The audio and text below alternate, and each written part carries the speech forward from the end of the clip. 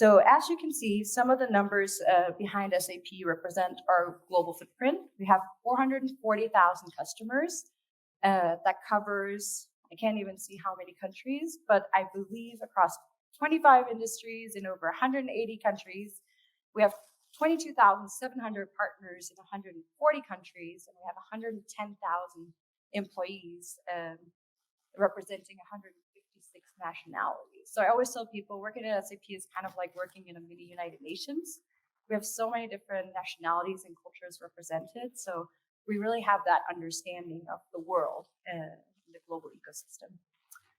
Another interesting fact that a lot of people don't know, which is kind of terrifying, but also very, it offers a lot of scalability, is that 87% of the total global commerce is generated by SAP customers, which is a lot. So take that in, like 87%, right? Another kind of staggering statistic is that 72% of all of our business transactions touches an SAP system.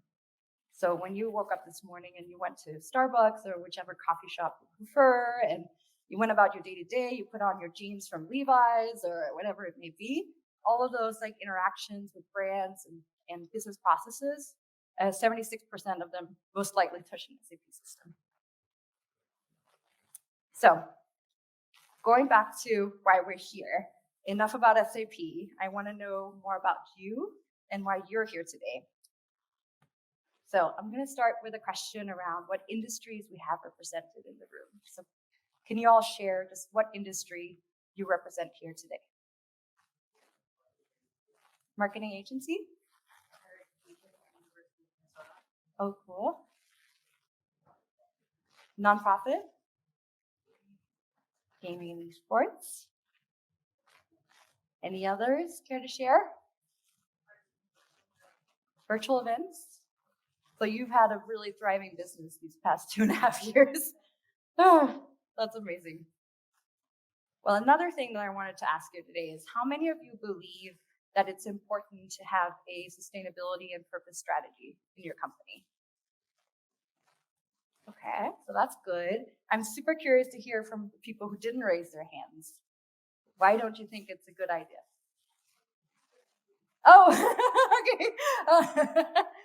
I was like, oh, that's going to be a really interesting perspective here. Okay, so thank you for sharing. Okay, last question I have for you is if you could share with me your current sustainability or purpose narrative, or even your own personal ethos around purpose and sustainability, I would be thrilled. I love to hear from others, how they're kind of tackling sustainability in their own organizations or even personally. Then hopefully after this presentation, you'll have a good idea of how to get started. That's the objective. So for those of you who didn't hear that, because you're facing me, so maybe people in the back didn't hear, my beloved husband, who's sitting here on first row being my moral support, works in esports and gaming, and they're tackling sustainability and purpose-driven topics through the lens of education and looking at gaming and esports as an accelerator to create better and higher quality education. So now I want to set the stage a little bit for sustainability. I think in order to understand the pressures of net zero, we have to take stock on the global business and sustainability environment. And I think that the best way to understand the correlation between the market demand and expectation and what needs to be done, we need to look at the data. You can see here that 50% of countries, states, and cities have set targets to achieve net zero by 2050. That's a lot of states and countries and cities.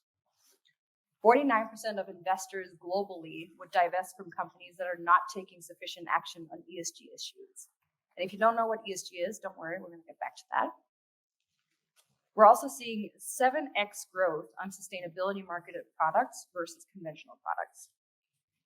Another interesting insight is that 67% of sales increase for household products is comprised of renewable sources.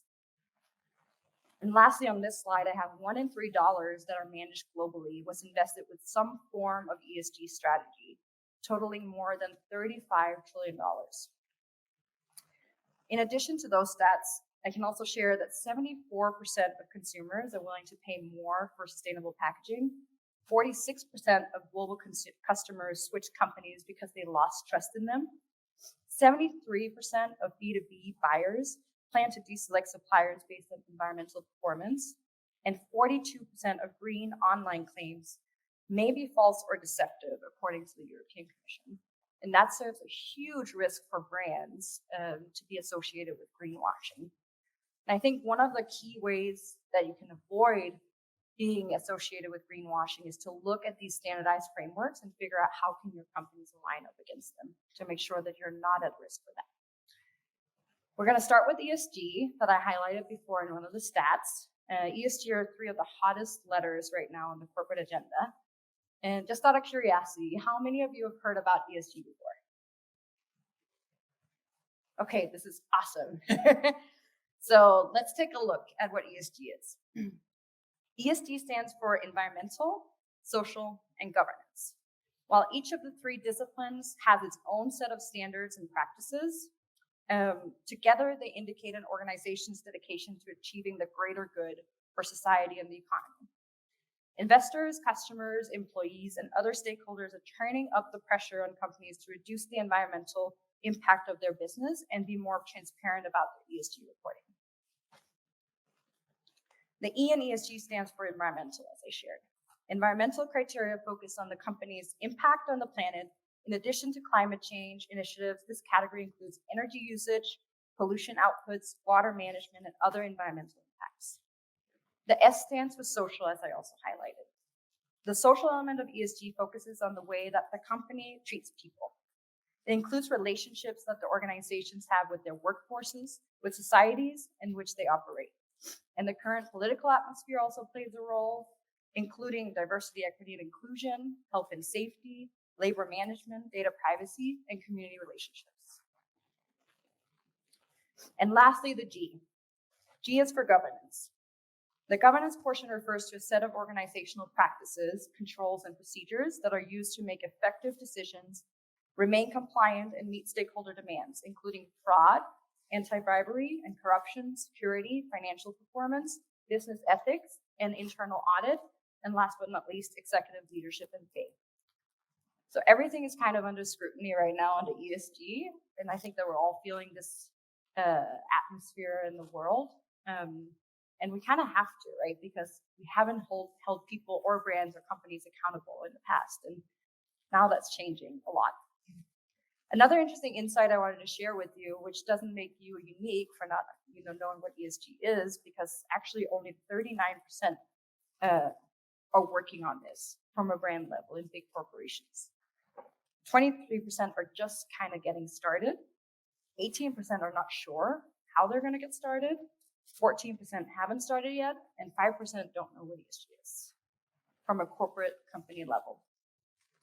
But one thing that I wanted to highlight, which I think is a really important resource, is that there are different reporting frameworks which are easily available and help companies to disclose ESG-related information. And some of the most commonly used ones you can see here.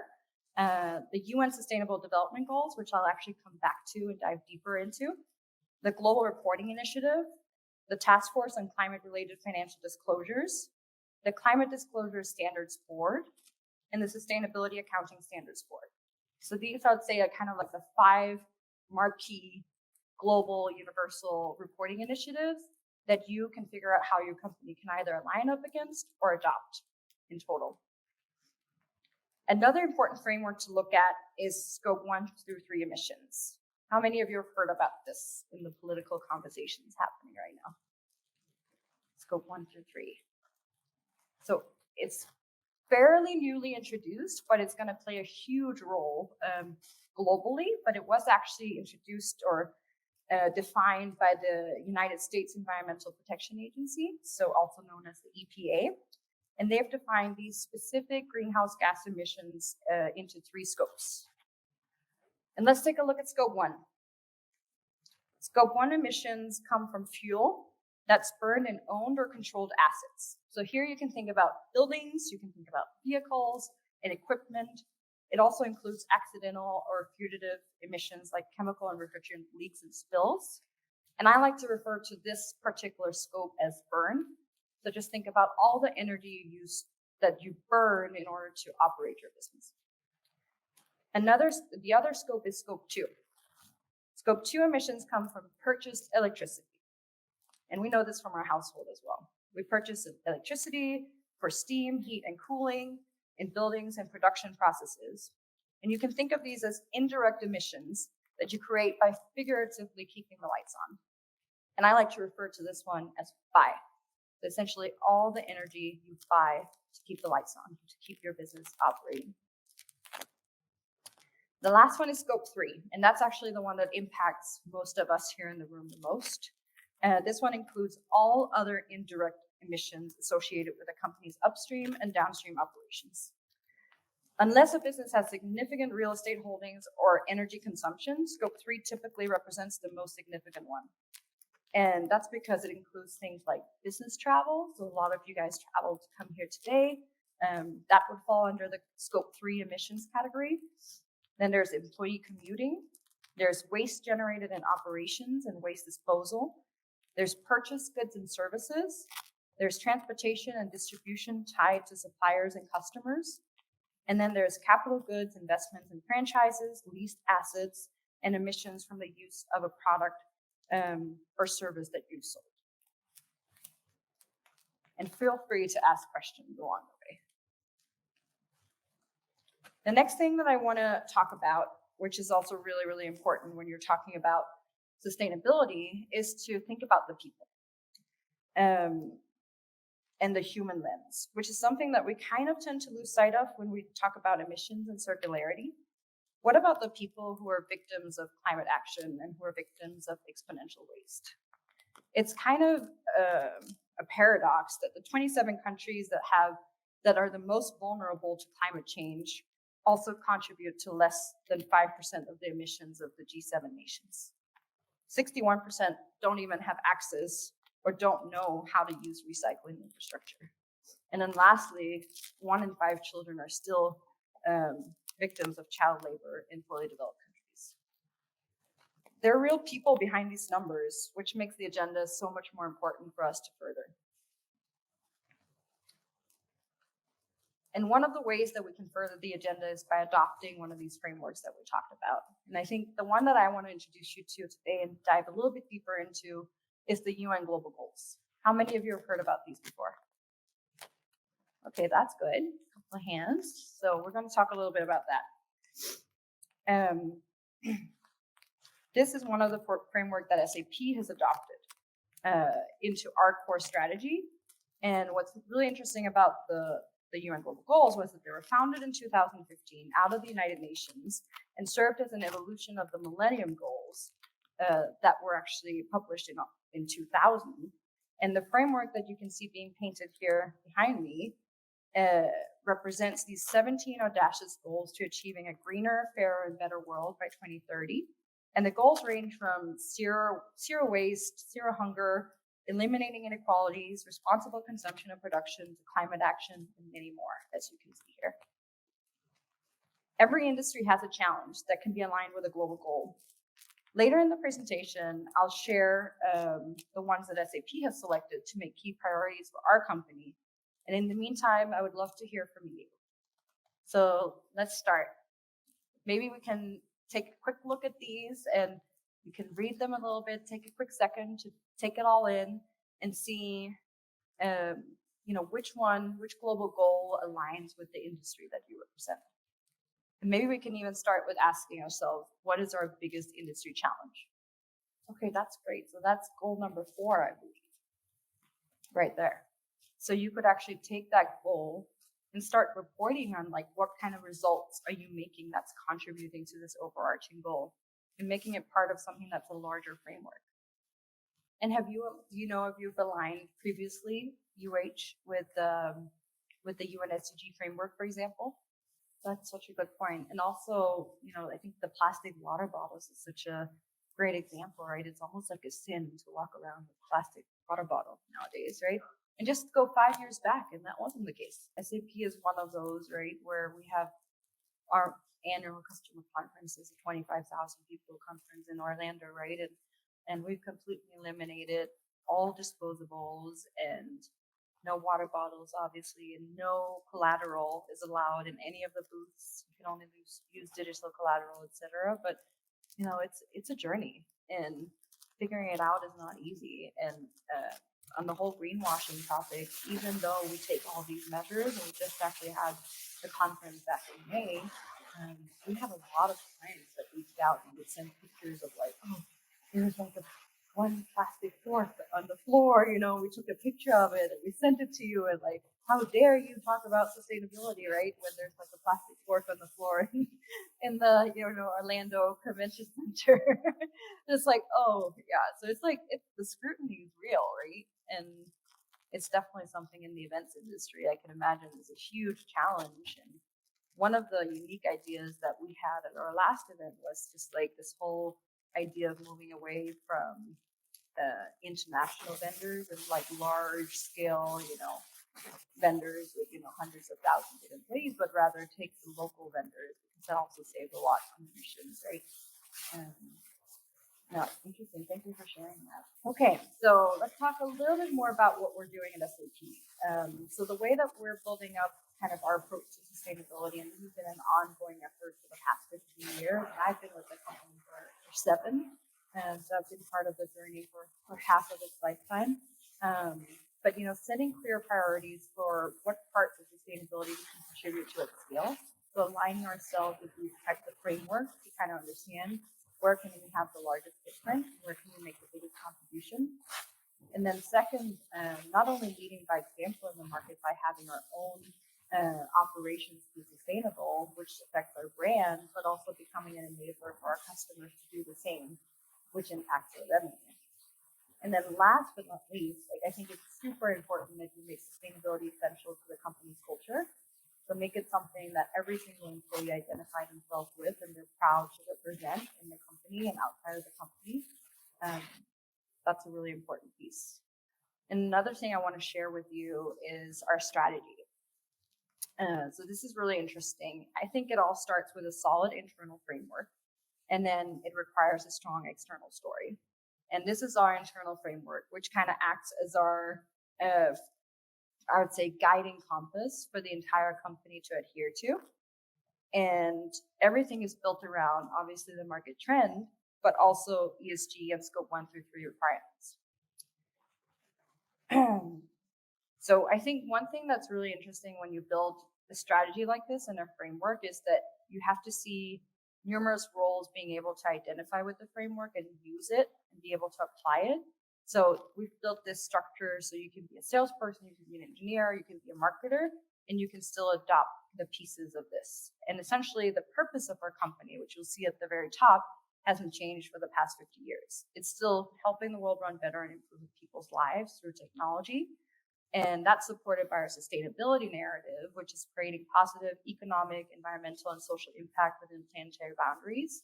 And we do that through these 2 lenses that I mentioned on the previous slide, which is through an enabler point of view, through our solutions that we offer to our customers, and then we do it as an exemplar.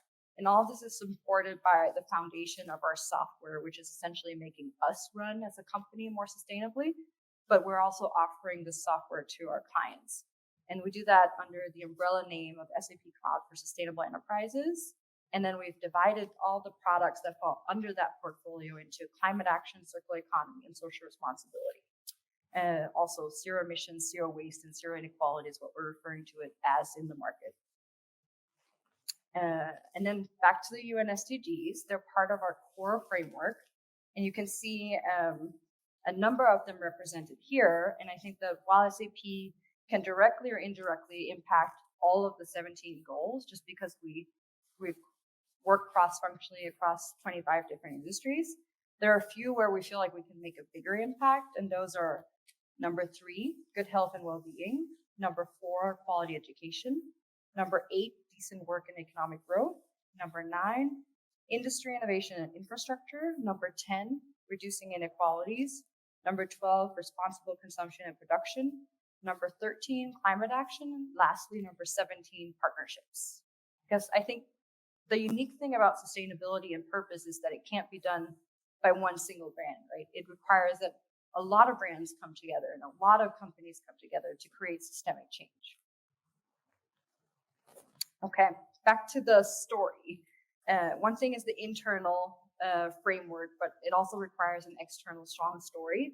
And this is actually not the newest story that we've built. This video is 2 years old, but this was kind of our first holistic end-to-end sustainability narrative that we went to market with. So I thought I'd share it with you to inspire, at least the ones of you who are just starting off on your sustainability journey to think about how are you going to show up when you do show up and make a statement in the market around your commitment to sustainability. This is how we did it.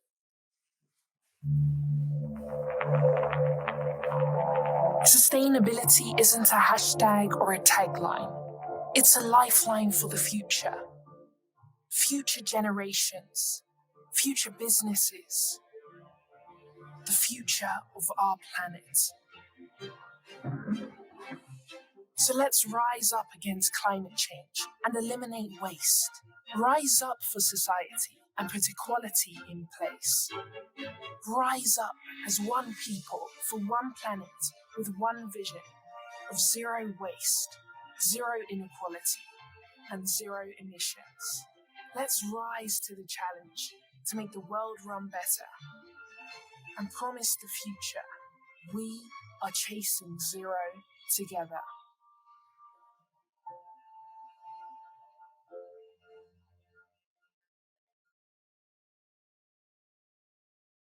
Yeah, so that was SAP's example, but I want to talk a little bit more about what it requires to build a sustainable brand that matters and what all the most sustainable brands in the world have in common. And for that, I want to share a couple of insights. So 42% of US and UK consumers say that products that use sustainable materials are important in their day-to-day purchasing. We also find that 33% of consumers see brands as responsible for the environment. 60% of US consumers find authenticity to be the most appealing quality of a brand. 2 in 3 consumers think that brands who make a public promise are much more trustworthy than the ones who don't. So I think it's time really for brands to measure up by proving to consumers in an authentic and transparent way that their dedication to the planet is authentic, and also the people that they serve is really, really front and center for their decision making. So in summary, I think that we want to see that brands listen, that they take a stronger stand, that they build trust, that they're authentic, and that they're publicly pledging their commitments. So moving beyond your brand narrative and into the core sustainability journey for your company will not only eliminate the risk of your company being associated with greenwashing, but it will most importantly help us scale these positive efforts for our planet to thrive. And to help inspire you, I've identified a couple of use cases and leading examples in the market that have really inspired me. So yeah, let's start with Nike from the end here. Nike, or Move to Zero is Nike's journey towards zero carbon and zero waste. And they do that through sharing the solutions that Nike's coming up with transparently through a digital hub in collaboration with its community at select stores. Their circular solutions also include like reusing and refurbishing footwear and apparel, and they're scaling these efforts through their community as well. Another really incredible example is Unilever, which is not only listed in the world as one of the most sustainable brands and companies, they're also perceived as this invisible giant behind some of the biggest sustainable systemic changes in the industry. And they've publicly introduced the Unilever Compass that not only Unilever uses, but a lot of other companies use as a guiding compass to deliver growth that's consistent, competitive, profitable, and responsible at the same time. Niantic is another example. It's the company that's behind the pop culture phenomenon Pokemon Go. We might have some people in the room that play it. And you would probably wonder too, like, what is Pokemon Go doing with sustainability? Well, this is really interesting. Every year, for I think the past 3 or 4 years, they've organized one of the world's largest community gatherings during Earth Day, where they team up with nonprofits to host local cleanups for Pokemon Go players. And they incentivize their participants by giving them these in-game rewards and unlocking several tiers within the game by actually activating them on the ground to do positive things. So pretty cool and very creative way of activating folks. And then there's Patagonia. I think Patagonia has won our trust over and over again by donating enormous sums of their profit to environmental causes. Obviously, not all corporates can do that because investors wouldn't necessarily approve, and it's a very certain type of investor that invests into Patagonia. But for almost 40 years now, Patagonia has supported grassroots groups working to find solutions to the environmental crisis. And they've also now invited their community to take part in that and be part of the positive change through its volunteering platform that they've named Patagonia Action Force. So another great example of like how you're taking your brand and sustainability to the next level. I have a couple more. So Chipotle is interestingly enough also on this list. They've been recognized as the most sustainable fast food chain. We don't unfortunately have them here in Hawaii. I wish we did. I love Chipotle. But there's a really good reason for why they've been recognized as the most sustainable fast food chain. When they discovered that animals were being maltreated in their supply chain, they immediately turned off carnitas in every single restaurant, with thousands of restaurants, and they had carnitas turned off for months. And they didn't care about how much profit they're losing because it's so important to them that their supply chains are clean and that their emissions are low. Another really great example, and I'm Danish, so this one is also a little bit personal to me. Carlsberg is a Danish beer. How many of you know Carlsberg? Oh, great. I'd love to see that. Here in Hawaii, not a lot of people drink Carlsberg. But it's, Carlsberg is continually pushing the limits of their sustainability efforts as they journey towards a zero carbon footprint. And a few years ago, they introduced the glue technology for the 6-pack. I don't know if you guys have seen that, but that completely eliminates the plastic that you would usually have around your cans, which, makes a huge impact on the environment. And they've also recently released prototypes of the world's first paper beer bottle that's made from 100% bio-based and sustainably sourced wood fibers. And they intend to work with other leading global brands to develop this technology. So maybe in a couple of years from now, we're all going to be drinking beers out of wood bottles, which I think is kind of cool. The next one is also a Danish example, but it also happens to be the world's largest shipping container company, and it's Maersk. Maersk is such a great example. It's one of those like invisible brands that we all rely on, especially living in a remote island like Hawaii. Maersk is the largest shipping company, as I mentioned, and they're on this mission to decarbonize their entire industry. They've made incredible strides, and next year, very exciting, they'll be shipping their first carbon zero ship into sea to deliver all of our packages, paving the way for a more convenient and sustainable future. So we can keep our privileges of Amazon and instant delivery, but we can do it in a carbon neutral way, which I find really amazing. And they've created it as a network, so they're calling it the Zero Carbon Shipping Network. And all shipping companies can essentially join in on it, but they're leading the charge. The last brand I want to highlight is another Scandinavian favorite, not from Denmark, but from Sweden, IKEA. Unfortunately, we don't have an IKEA in Hawaii. We actually have, this is a fun fact for those of you who don't live here, but we have an agency that represents IKEA and charges 4 times as much for the furniture to ship it here and get it here. But we don't have IKEA itself. Anyways, even though we don't have the store here, it doesn't make me less excited about their initiatives. With the introduction of their circular stores across all their warehouses, you can now buy lightly used furniture and give them new life. And another great initiative that they're paving is the Swedish meatballs and actually all the food in their restaurants. 50% of that is now vegan and made from like impossible meats, which I also find really brave, that they're really paving the way for this new normal and ensuring that they're leading by example. So I'm inspired by these brands' ability to think outside the box and most importantly, look at sustainability as a mission that's much bigger than any single one brand.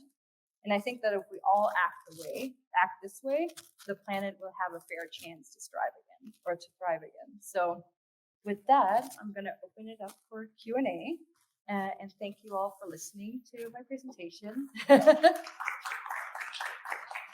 Guys, for the Q&A, just make sure we do use the catch box there. I got a question for you. Yes. Could you give us maybe one or two projects that you're working on right now at SAP so we could see how, the actionable steps you guys are taking? Yes. So that actually brings me back to the product portfolio.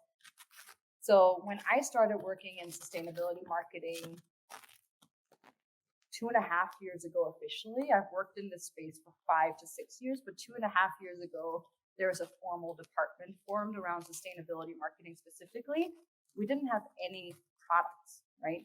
We had the full SAP software solution portfolio, which, if you used it in the right way, it could justify, that you were doing something sustainable with it, but we didn't have a portfolio of solutions the way that we have now, which has been kind of like the biggest project that I've been working on for the past 2.5 years to really shape this portfolio and go to market with it and make it super easy for customers to understand, okay, if you buy SAP Sustainability Control Tower, it actually helps you to, go on this journey to reporting your ESG and your scope 1 through 3 emissions, which is something that every single company is struggling with now.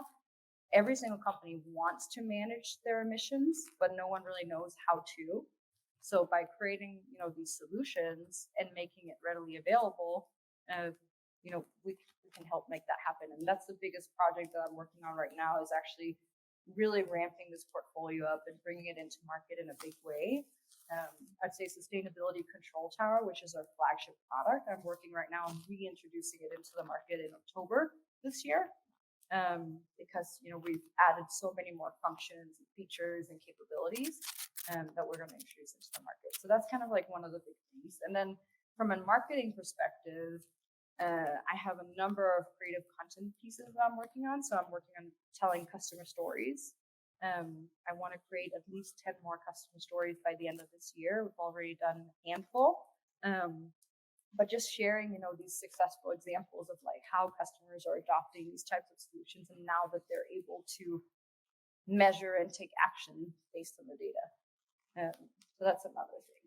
And then lastly, which is a kind of a bigger work stream, is that the sustainability narrative that we've built, we're kind of updating that based on everything that's happened in the market in the past 2 years. So from a video content perspective, I'm working on updating that piece. I think that was going to be my next question, is which types of content you were implementing. So thank you. Yeah, I'd say video is huge. And you can follow it all on SAP for Good. So most of the content that's sustainability specific goes on the SAP for Good channels versus the SAP primary brand channel, which, some of it goes on there too. But I would say if you want to just follow the sustainability content that we're coming out with, follow SAP for Good. Cool.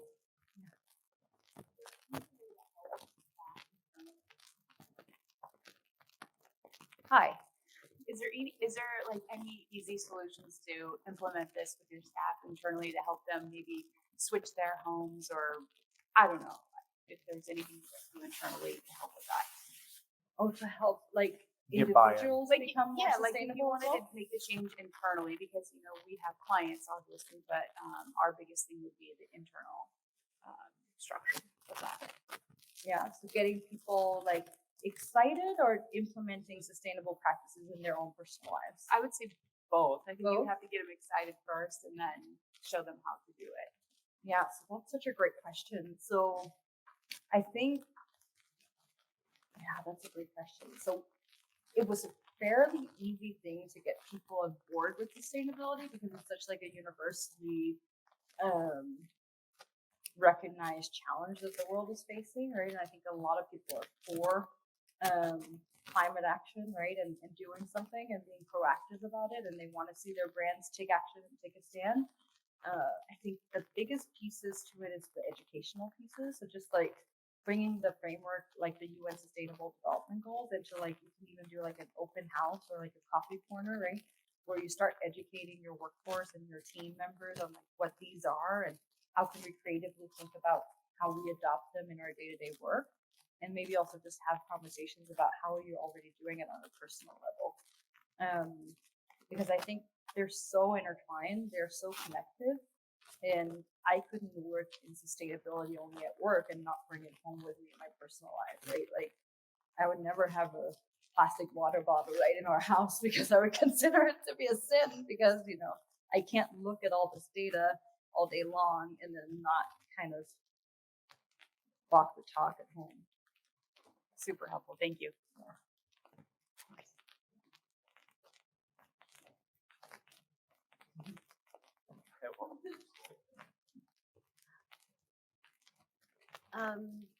My question, I guess, is sustainability to me, especially with all the different UN goals listed, is such a complicated multi-subject issue. Have you seen like differences in consumers maybe who are super interested in sustainability? Like, do you see buckets of target markets or anything like that? Trends? Yeah, absolutely. So from an enterprise software perspective, the buying centers that are coming to us are usually the chief procurement officers, the chief financial officers, the CEOs. It's really like a CEO agenda thing, right? Because their shareholders and investors are knocking on their doors asking, how are you approaching sustainability? What are you doing for sustainability? Because obviously we have to pull investments if you're not doing anything. And I think I had a stat on there that mentioned that almost 50% of investors now are pulling or divesting from companies that don't have a sustainability strategy. So it's a CEO agenda topic that automatically funnels down to the CFO because they need to allocate the resources for it. And then the chief procurement officer sits on the supply chain, right? And the supply chain plays such a big role, especially from a waste perspective and production and consumption. So those, I would say, are our three largest buying centers. And then when you go into more of like the social pieces, CSR, HR, DE&I, those are really important departments. And those, I'd say, those buying centers come to us for solutions specific to tackling those challenges.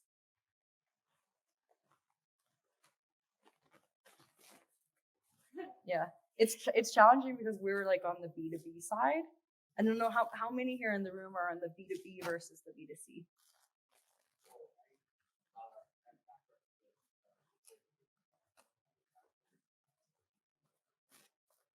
Oh yeah. Yeah.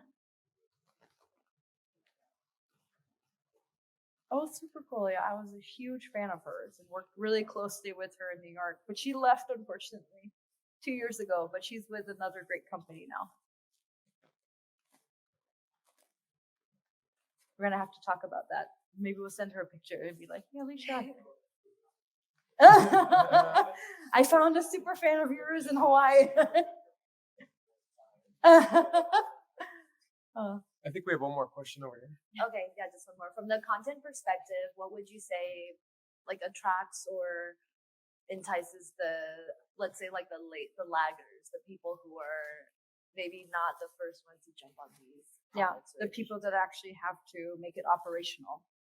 Yeah, so that's another great question and something that SAP struggled with for a long time, because we definitely had the buy-in from the C-level and from the C-suite, but the line managers and the people who had our technology in hand, they didn't feel like the user experience was effective or efficient enough, right? So we struggled probably for a decade with a bad reputation around our user experience. That has changed a lot now, and all of our new solutions are running on a completely different interface. But I think the way that we make it attractive for that level and for the operational level is to just make the solutions as easy as possible to implement and adopt, right? And it's the same for us as consumers, right? If it's super complicated to download an app and sign up and do all these things and actually make it part of our daily lives, we're not going to use it. And the same goes for enterprise software, right? Like, we really need to make it attractive and easy to use. And that will never go away, right? It doesn't matter if you're working in sustainability marketing or if you're working in any other type of marketing. Make it easy for the end consumer to use your product. Awesome. Well, thank you, Sandra. Yeah, thank you.